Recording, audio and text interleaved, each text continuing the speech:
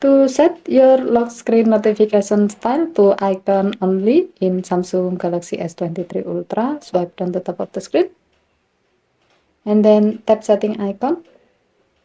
Scroll down the screen to find lock screen. Tap lock screen.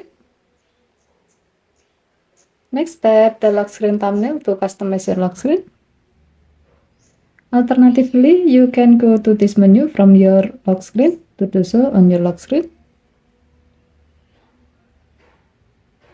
Long tap on an empty area and then enter your current screen lock. Now tap the lock screen notification bar and then select icon only thumbnail at the bottom of the screen. To save the change, tap done button.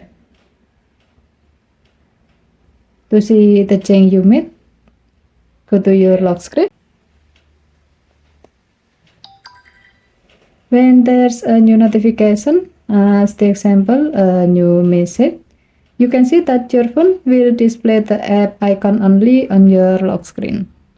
Okay, thank you for watching. Have a nice day.